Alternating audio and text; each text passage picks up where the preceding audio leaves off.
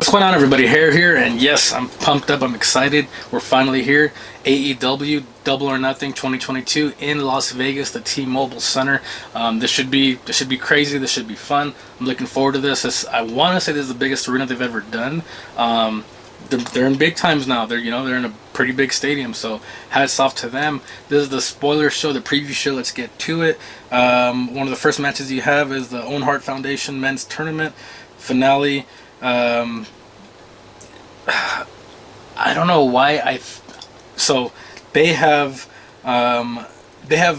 Jeff Hardy winning, and then I think there's gonna be some, AEW likes to do this. They like to make a debut, make an instant impact. Of course, you want to say Bray Wyatt or whoever else.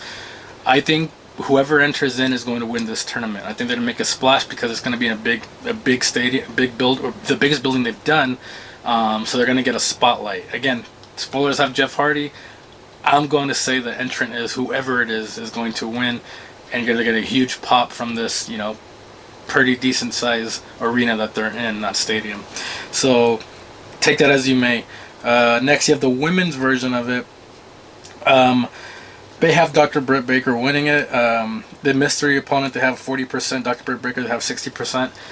I have Britt Baker winning. I think they're gonna excel her back in the title picture soon, because that women's division is pretty weak. She's great on the mic, so I think they're gonna put her back in the title picture. That's just what I think. It's what they think too. Next, you have Wardlow versus MJF. To me, they've been building Wardlow like Goldberg. They have Wardlow winning, and so do I. Wardlow should win. He's in your spoilers to win. Sure, MJF could win via screwy tactics, but they've been building this Wardlow thing for a long time. He's their next big thing. He's their Goldberg for the most part. I think he's going to win, and they're going to keep elevating him too. Next, you have the Hardy Boys versus the Young Bucks.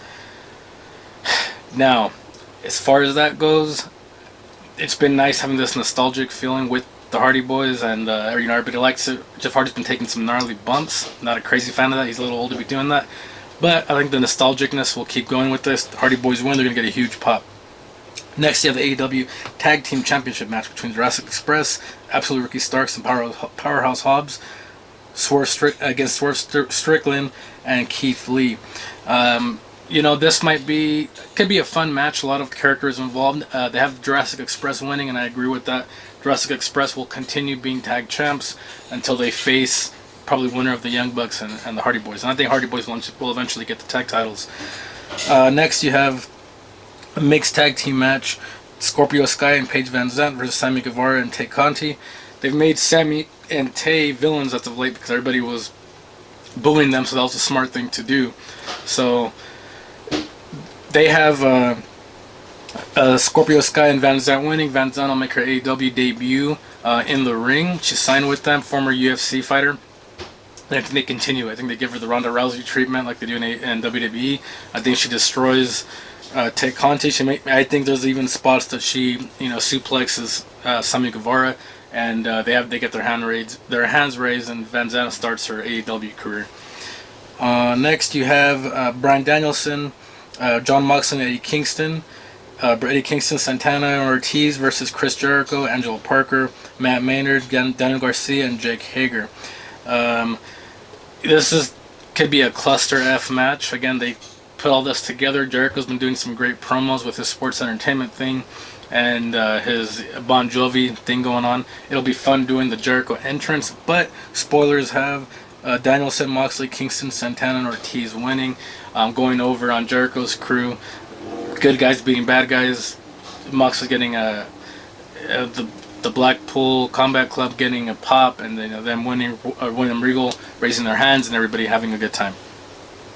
You have Danhausen and Hookhausen versus Tony Nese and Smart Mark Sterling. Again, this should be easy to predict, even if you don't have the spoilers in front of you. You're gonna have a Hookhausen win. You had Danhausen losing 30 seconds to Tony Nese, which is a little bit surprising to me on Dynamite. This is how they redeem it. They're going to be kind of like the Rock and Sock connection. Again, not comparing them to the Rock or Mankind at all, but you have, Hook supposed to be this world beater, and then Danhausen, who's this creepy weird dude, teaming up. They're going to beat Tony Nese and company, and they're going to see what happens with this. I don't know how I feel about this so far. Thought they were going to build Hook to be a intense singles competitor, but I guess that's not the case. So we'll see. But you have Hookhausen winning. Next, you have the AEW Women's Championship match: Thunder Rosa against Serena Deeb. And here's the thing with Serena Deeb: she's not a huge draw. Again, the women's division is lacking a lot in AEW, and so you're just gonna simply have Thunder Rosa win. I didn't even look at that, and now I did look at it. Yes, she's going to win. That's the easy one to predict. Next, you have the main event, which I'm very much looking forward to. Hangman Adam Page, the AEW World Champion, versus CM Punk, the best in the world. Now, I've been very critical on Hangman Adam Page. He doesn't seem like a world champion to me. He doesn't carry himself like a world champion. He started doing a little bit better as of late. He tried to go heel for a little bit, and he kind of wasn't, and it's just kind of a weird thing. Again, it's nothing against these AEW homegrown guys. Besides MJF, nobody's great on the mic in AEW. The homegrown guys, anyways. Punk's good, Danielson's good. Of course, Moxley's good too.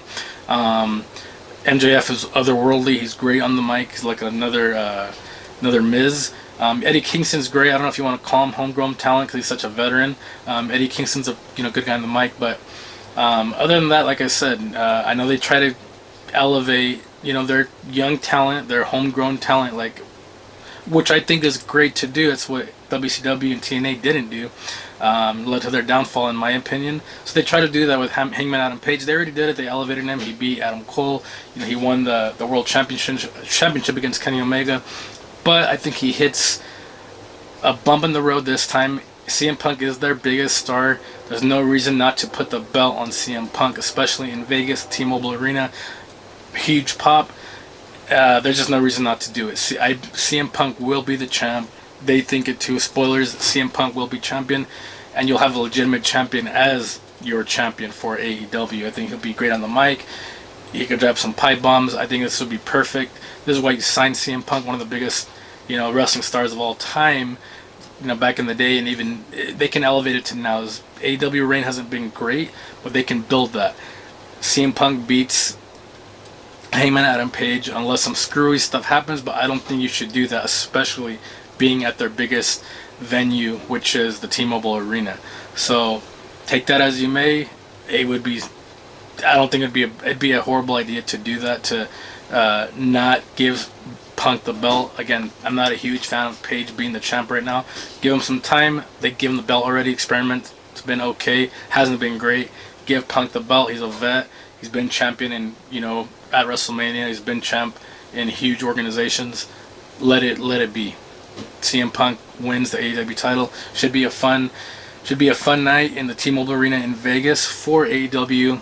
Double or Nothing. Can't wait. This is the hair.